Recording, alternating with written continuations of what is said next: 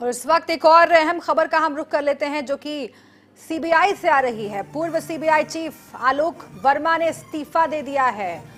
उनका ट्रांसफर कर दिया गया था, सीबीआई चीफ के पद से उन्हें हटा दिया गया था। सीबीआई निदेशक के पद से हटाए गए थे वर्मा। सरकार के फैसले से नाखुश बताए जा रहे थे और झूठे आरोपों पर हटाने का उन्होंने आरोप लगाया था।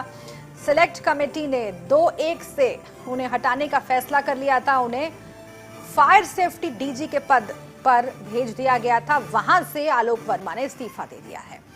फायर सेफ्टी डीजी का पद संभालने से उन्होंने इनकार कर दिया है। विपक्ष ने वर्मा के हटाने पर उठाए थे सवाल।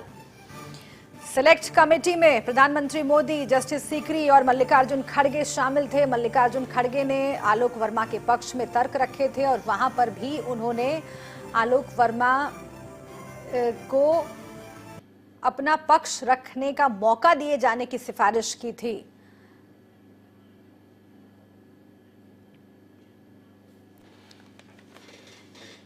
केएन तिवारी साहब हमारे साथ जुड़े हुए हैं इस वक्त फोन लाइन पर। पूर्व एसएसपी हैं सीबीआई के। केएन तिवारी साहब, ये जो डेवलपमेंट है, इस्तीफा दे दिया है फिर से एक बार आलोक वर्मा ने, उन्हें भेज दिया गया था दूसरे पद पर। फायर सेफ्टी का डीजी उन्हें बना दिया गया था, लेकिन वो नाराज बताए जा रहे थे सरकार के फैसले से। अब ये खबर आ रही है कि उन्होंने इस्तीफा दे दिया है, तो अब कैसे इसे देखा जाए? इसको सिर्फ यही देखना चाहिए कि एक आदमी ने सारे ऑर्गेनाइजेशन को बर्बाद कर दिया, दो आदमियों ने मिलकर के, जिसकी रेपुटेशन को एकदम बर्बाद कर दिया। जो इन्हें कदम बहुत पहले लेना चाहिए था, वो आप ले रहे हैं। एक आदमी को जिस दिन ये वहां से सुप्रीम कोर्ट ने इनको बहाल किया था, उसी दिन को चाहिए था कि इस्तीफा दे देते ज्वाइन करते ही, तब इनकी ये दुर्दशा नहीं होती। जो दुर्दशा होनी थी वो तो हो चुकी है, अब और भी कुछ होगा, इसमें तो कुछ संदेह नहीं है, होना चाहिए। लेकिन इन्होंने जो ऑर्गेनाइजेशन के साथ जो किया, वो तो उसकी भरपाई नहीं है। ऑर्गेनाइजेशन का बहुत बड़ा नुकसान हुआ है, ये बात आप कह रहे हैं, और ये दिख भी रहा है क्योंकि सीबीआई वर्सेस सीबीआई पहली बार इस देश में हुआ है। लेकिन केएन तिवारी जी, ये भी कहा जा रहा है कि सरकार की ओर से दबाव आया था, तब भी दबाव आया था जब रातों रात हटा दिया गया आलोक वर्मा को, और ये कहा गया कि सीवीसी की ओर से ये फैसला किया गया है। और अब विपक्ष ये कह रहा है कि चूंकि महत्वपूर्ण मामले की जांच करने जा रहे थे, इसलिए ऐसे फैसले बार बार लिए जा रहे हैं। इसमें कितना तथ्य हो सकता है? मैं न तो गवर्नमेंट का कोई पक्षधर हूँ और न तो अपोजिशन का।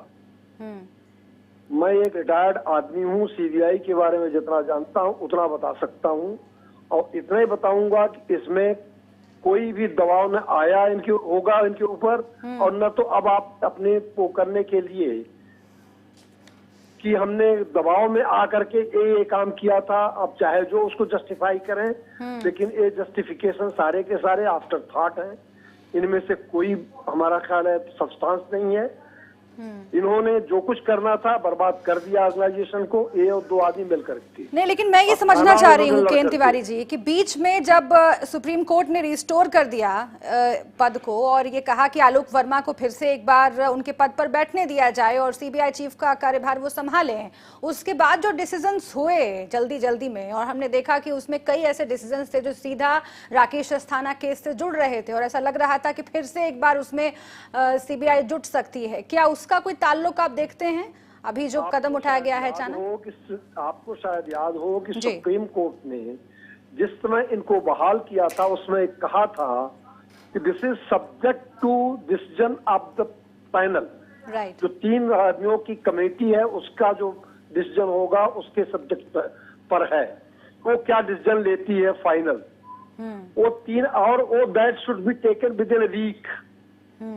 तो जल्दी जल्दी का ना तो डिसीजन है, और एक हाथ देना कि जल्दी जल्दी में किया गया, क्योंकि इन्होंने ताबड़तोड़ ट्रांसफर्स किए, आए तुरंत इन्होंने ट्रांसफर किए, फिर दूसरों को रिस्टेट किए, फलाना किया, धमाका किया, ये सारा का सारा जो किया, वो तो अब हम क्या बताएं, एक जिसकी बुद्धि खराब हो जाती है ये सब काम करता है। ये आए थे तब भी बैठ गए होते चुपचाप, कुछ नहीं होता, शायद हो सकता होता, लेकिन ये तो इनको पता नहीं कहाँ से सलाह मिल रही थी, कौन सलाह देने वाला था।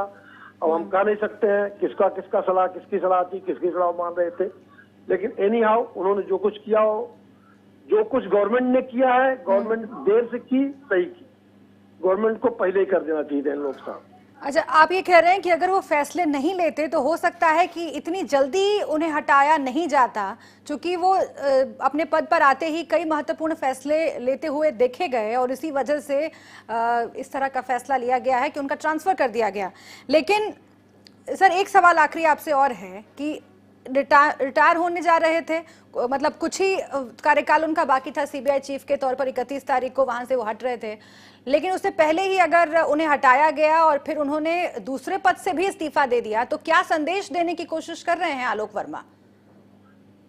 आलोक वर्मा संदेश सिर्फ इतना देना चाहते हैं कि हम I am a victim of circumstances, जो कि आफ्टर थॉट है और जो कतई उसमें कोई सब्सटेंस नहीं है मेरे विचार से। अब वो भाई वो जाने, उनके जो सलाहकार हैं उन लोग जाने। ठीक है, आप ये कह रहे हैं कि वो ये दिखाने की कोशिश कर रहे हैं कि विक्टिम ऑफ